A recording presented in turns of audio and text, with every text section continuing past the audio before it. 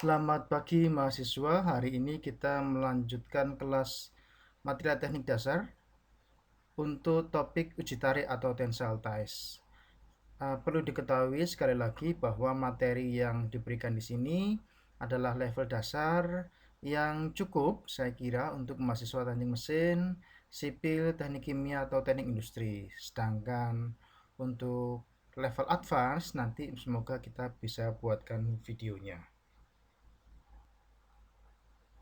Nah, selain belajar dari buku textbook yang kita gunakan berasal dari Kalister dan Askelan. Jadi silakan nanti mencari lebih detail informasinya di kedua textbook tersebut.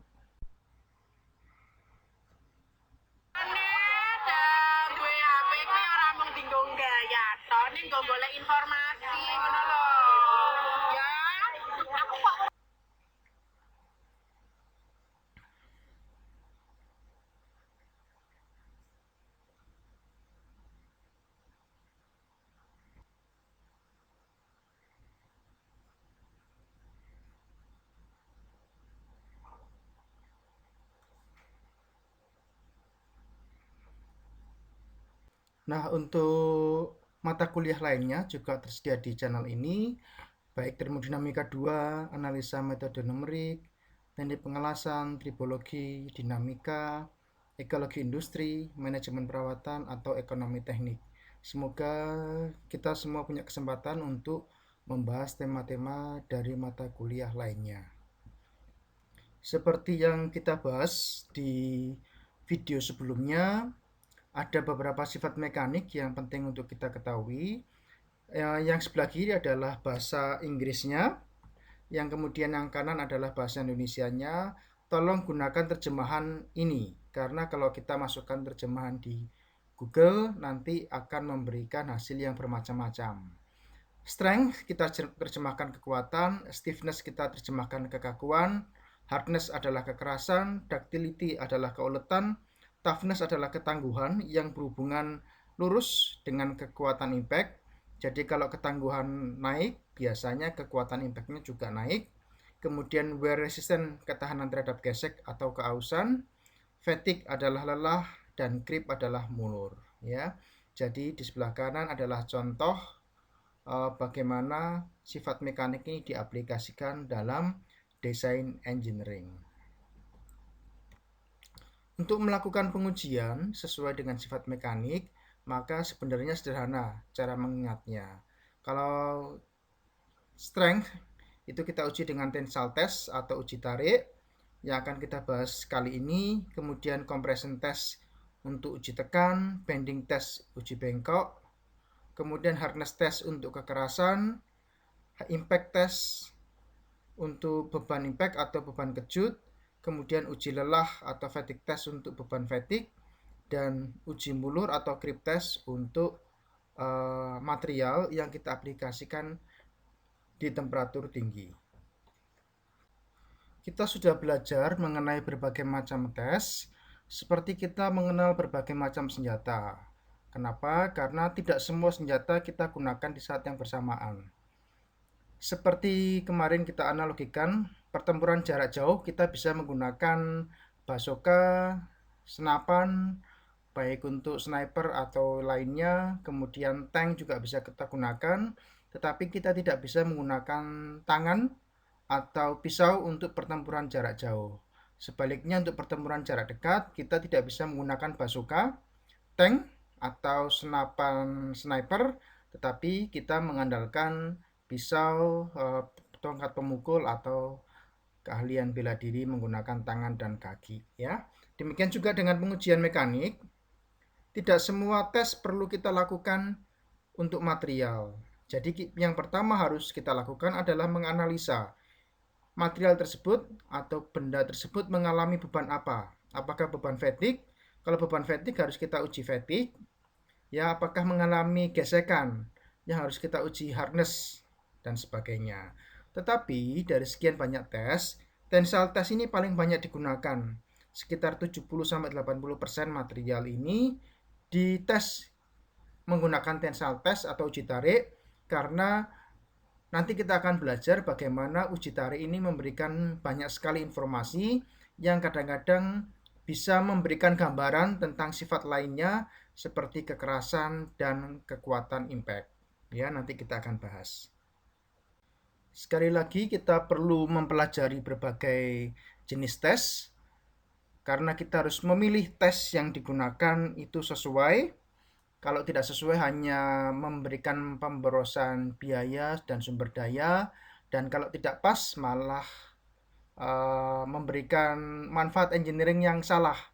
Nanti misalnya benda harus mengalami uji tes, ternyata tes tarik misalnya, tapi kita tidak tes tarik, malah kita tes grip misalnya, ya, jadi tidak nyambung. Oke, yang pertama kita bahas hari ini adalah tentang mesin dan spesimen uji tarik, ya. Jadi sebelum kita membahas hasilnya, kita membahas mesin dan spesimennya. Nah, sebelah kiri adalah sketsa dari mesin uji tarik kita dan sebelah kanan adalah contoh dari mesin uji tarik, ya.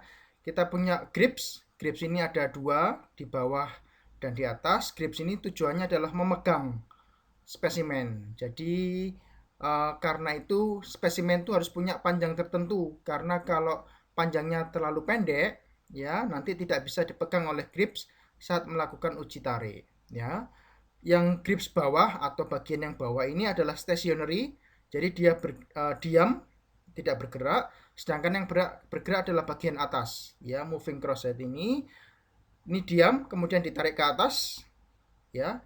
Ini diam, ini pencekamnya, gripsnya, kemudian ini holding grips yang atas, yang ini bergerak ke atas, sedangkan yang bawah ini diam. Kemudian di sebelah kanan nanti pada mesin-mesin modern sudah ada hasilnya uji tarik, jadi ketahuan elongationnya berapa, yield pointnya berapa, UTS-nya berapa, fracture point-nya berapa, dan sebagainya. Tetapi tetap nanti hasil dari pembacaan atau grafik yang keluar dari komputer harus kita analisa, karena kadang-kadang terjadi slip di grips ini. Slip itu meleset, ya, kepleset, sehingga kurvanya memberikan pembacaan yang harus kita teliti lagi, ya.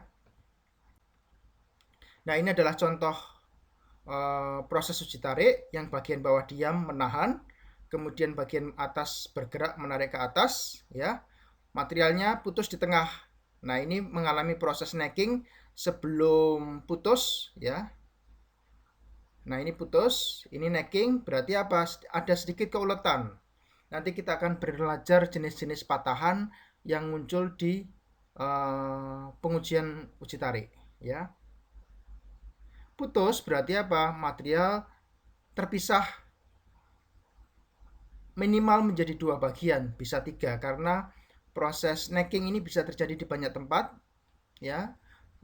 Tapi biasanya secara general itu hanya satu, tapi tidak menutup kemungkinan juga terjadi di 2 atau 3 tempat di spesimen uji tersebut. Ya, ini adalah proses uji tarik. Kita lihat bagian tengahnya, ya, mengalami necking, berarti tidak completely brittle, ada sedikit keuletan. Nah, pada mesin uji tarik yang lumayan canggih, itu nanti ada sensor juga. Sensornya bukan hanya sensor force, tapi juga sensor elongation. Nanti kalau tidak dilengkapi sensor elongation, biasanya elongation didapatkan sebagai selisih atau persentase antara panjang dimensi setelah putus dan sebelum dimulainya uji tarik, ya. Tapi pada mesin yang bagus, yang mahal, itu ada sensor elongation untuk lebih memberikan keakuratan data tentang elongation dari spesimen tersebut. Nah, untuk ukuran spesimen, ya, itu nanti bermacam-macam. Jadi sebelum kita melakukan uji tarik, kita harus bicara dengan customer atau dengan siapapun yang terlibat untuk menentukan standar yang hendak kita gunakan. Karena bisa jadi antara satu pabrikan atau satu customer berbeda standar atau preferensi dengan customer lainnya, bisa menggunakan standar ASTM, JIS, DIN, SNI atau lainnya ya. Jadi itu harus dipastikan dulu sebelum membuat spesimen atau sampel. Contoh untuk standar ukuran spesimen uji tarik, baik bentuk dan dimensinya, kalau polimer itu contohnya menggunakan ASTM D638, kalau metal itu menggunakan ASTM A370, ASTM E8 dan sebagainya. Jadi nanti tolong terjadi diskusi sebelum kita melakukan uji tarik untuk menentukan ukuran dan dimensi dari spesimen atau sampel. Nah, biasanya untuk material itu kita punya kapasitas mesin uji tarik yang berbeda. Untuk polimer itu biasanya kapasitasnya 5-20 ton. Polimer dalam pengertian bisa plastik, bisa juga resin ya, atau mixnya. Kemudian untuk logam lemah seperti aluminium, ini kapasitas uji tariknya lebih rendah daripada baja. Kalau baja itu sekitar 40-100 ton, terutama baja-baja untuk kapal dan jembatan. Untuk keperluan sipil, ini biasanya kapasitas uji tariknya makin tinggi. Kemudian untuk logam lemah seperti aluminium, ini sekitar 30-45 ton ya. Nah, ini adalah contoh spesimen dari uji tarik. Kalau untuk penampang lingkaran, kita menghitung luas penampangnya adalah dengan mempertimbangkan diameter. Karena untuk luas lingkaran adalah 1/4 kali 3,14 kali diameter kuadrat.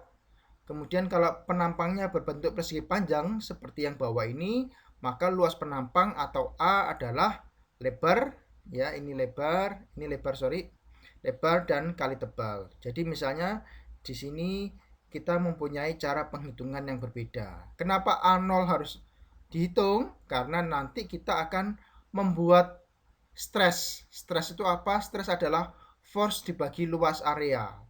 Jadi kenapa luas area harus dihitung? Karena kita harus menghitung stres nantinya. Oke, kita sekarang membahas kondisi spesimen setelah uji tarik. Karena uji tarik dilakukan sampai materialnya patah atau kita sebut atau kita golongkan dalam destructive test ya. Itu adalah uji tarik. Nah, ini adalah bentuk patahan material setelah uji tarik. Yang nomor A adalah completely brittle atau ketas.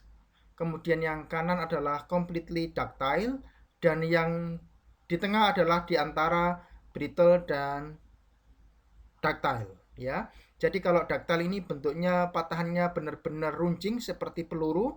Kalau ini berarti apa? Yang ini adalah setengah-tengah atau spesimen mewakili B ya, karena tidak sepenuhnya runcing seperti peluru. Kalau yang runcing seperti ini berarti kita punya completely ductile. Sedangkan brittle patahnya ini tidak sempat molor ya, tidak sempat molor. Jadi seperti kapur kalau kita patahkan. Kapur itu adalah contoh spesimen brittle ya. Jadi kalau kita mematahkan kapur itu tidak mungkin terjadi bentuk B atau C, tetapi akan langsung patah membentuk bentuk A ini. Nah, perubahan panjang saat putus atau patah ini kita sebut elongation at break atau elongasi saat putus. Sekali lagi, elongasi ini bisa ditentukan macam-macam. Kalau pada mesin lama dan mesin yang tidak terlalu canggih, ini kita hanya bisa mendapatkan elongation at break atau elongasi sangat putus. Tapi pada mesin uji tarik modern itu ada sensor strain-nya untuk menghitung perubahan dimensi panjang dari spesimen setiap saat.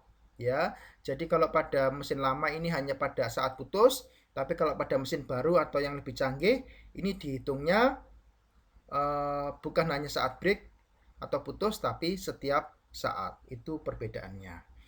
Nah, untuk elongation at break adalah panjang setelah putus ya dikurangi panjang awal L0 dibagi L0 dikalikan 100%. Biasanya elongation at break atau elongasi atau strain ini satuannya adalah persen karena ini adalah non dimensi atau dimensionless. Jadi kita akan mendapatkannya dalam bentuk persen. Nah, interpretasi data hasil uji tarik, kita akan memiliki diagram. Diagram ini ada dua tipe. Yang satu adalah engineering stress strain, dan yang kedua adalah true stress strain. Yang diagram true stress strain kita akan bahas di video tentang uji tarik bagian kedua. Hari ini hanya akan kita bahas tentang diagram engineering stress strain. Nah, baik diagram engineering stress strain maupun true stress strain akan memberikan banyak informasi tentang sifat material. Oleh karena itu kita tadi sampaikan bahwa uji tarik ini banyak dilakukan di material. Sekitar 70-80% material teknik akan mengalami uji tarik karena informasinya banyak sekali. Ya, yang pertama adalah modulus Young atau kekakuan, adalah kemiringan garis ini ya adalah dy per dx atau delta stress per delta strain pada daerah elastis. Ya, ini adalah modulus Young. Kemudian titik luluh atau titik yield ya yang membatasi daerah elastis dan plastis. Daerah elastis ini cirinya adalah dia garis lurus atau mengikuti hukum Hooke. Jadi ini adalah garis lurus, sedangkan daerah plastis ini adalah bentuk kurva, jadi bukan garis lurus. Nanti kita akan bahas di slide berikutnya. Kemudian titik patah adalah fracture point, saat material terpisah menjadi dua minimal, ya seperti ini. Kemudian ultimate tensile strength adalah titik puncak ini, ya titik puncak ini. Kemudian keuletan atau ductility adalah dihitung sejak yield point sampai fracture point, atau kita boleh hitung sebagai plastic strain. Ya, jadi keuletan atau ductility bukan dihitung dari titik ini, titik 0 dari strain, tapi dari yield point. Kemudian toughness atau ketangguhan adalah luas area di bawah kurva. Jadi integralnya terhadap dx bukan terhadap dy. Ya, integralnya. Kemudian endurance limit juga bisa kita ketahui kalau kita nanti bicara fatigue load, itu biasanya sekitar sepertiga dari nilai UTS. Endurance limit suatu material, khususnya metal, adalah sekitar sepertiga dari UTS. Ya, sekali lagi banyak material diuji tarik karena banyak informasi yang kita dapatkan dari uji tarik ini. Sumbu Y atau stres adalah, dalam hal engineering stress, adalah gaya perluas penampang atau F per A0. Gaya ini didapat dari mana? Dari sensor yang kita berikan, gayanya diukur berapa. Kemudian A0 adalah luas penampang yang kita ukur tadi sebelum dimulainya uji tarik. Jadi A0 nanti tergantung bentuknya lingkaran atau persegi panjang, kita akan mendapatkan luas area sebelum uji tarik. Untuk engineering stress strain diagram, ya, A0 ini nilainya konstan. Nilainya konstan adalah data luas penampang sebelum uji tarik dimulai. Kalau pada true stress strain diagram, tetap stres adalah gaya per luas penampang, tetap F-nya sama, tapi luas penampangnya ini berubah kalau pada kasus true stress strain diagram. Sedangkan pada engineering stress strain diagram, luas penampangnya konstan A0 yang kita dapat dari luas area penampang saat sebelum diuji tarik. Ya, itu bedanya antara engineering dan true stress strain diagram.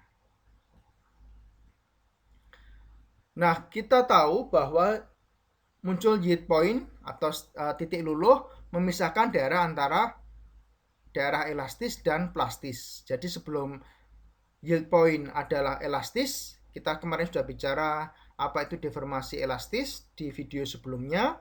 Ini adalah garis lurus di mana hukum Hooke berlaku. Ya, hukum Hooke adalah stres sama dengan strain kali kekakuan.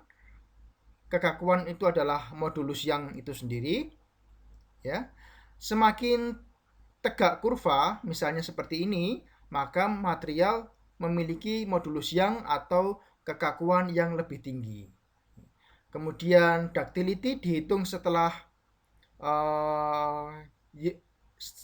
yield point sampai ke fracture, bukan dihitung dari titik 0 ini. Sepanjang plastic strain ini ya. Nah, semakin panjang plastic strain atau jarak dari yield point sampai ke fracture point, maka material akan semakin ulet.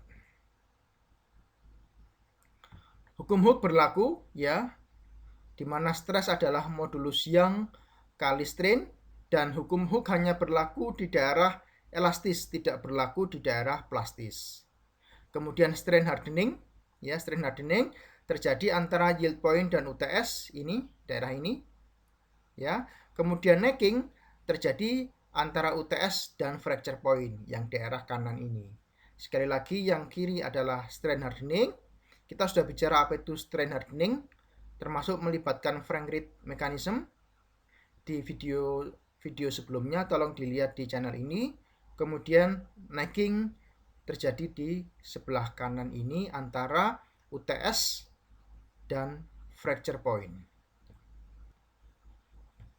Nah, ini adalah contoh bagaimana yang merah ini adalah material yang memiliki yang modulus atau kekakuan lebih tinggi daripada material yang punya uji tarik hitam ini. Sekali lagi tolong diperhatikan bahwa yield point semakin tinggi itu berarti kekerasan dan kekakuan biasanya lebih tinggi, tapi ada trade-off-nya, yaitu apa? Keuletan dan kekuatan impact itu biasanya turun secara general. Walaupun nanti ada berbagai proses yang dimana keuletan dan yield point bisa naik bersamaan. Tetapi pada banyak kasus secara general yield point berbanding terbalik dengan keuletan.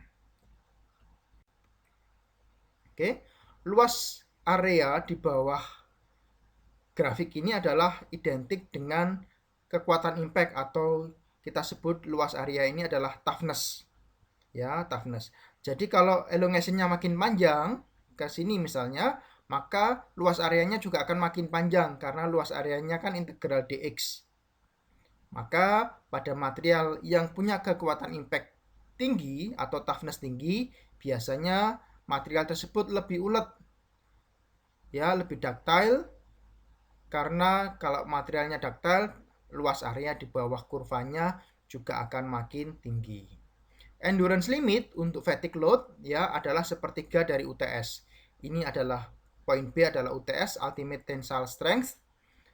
Dan endurance limit yang nanti diperlukan untuk material yang mengalami beban fatigue adalah sekitar sepertiga dari UTS. Strain hardening sudah kita bahas di video sebelumnya ya.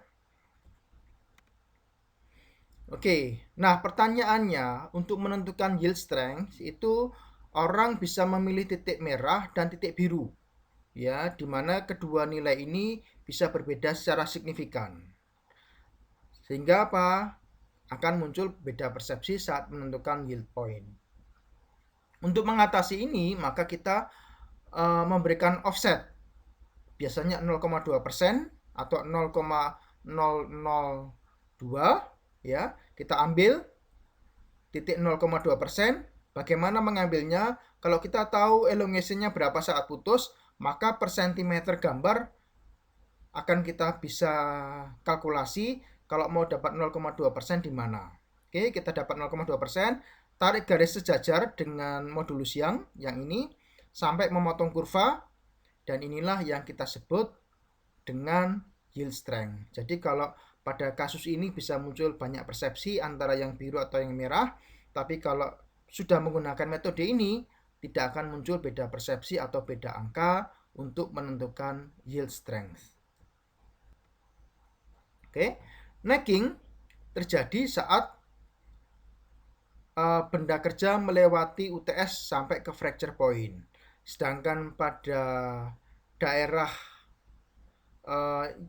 elastis, benda kerja tidak mengalami perubahan bentuk secara signifikan, tetapi ketika sudah yield strength-nya terlampaui akan bertambah panjang, tapi belum mengalami necking sampai UTS-nya muncul. Setelah UTS muncul, pertambahan panjang tersebut dikompensasi juga dengan pembentukan leher atau daerah yang mengecil ini yang kita sebut necking.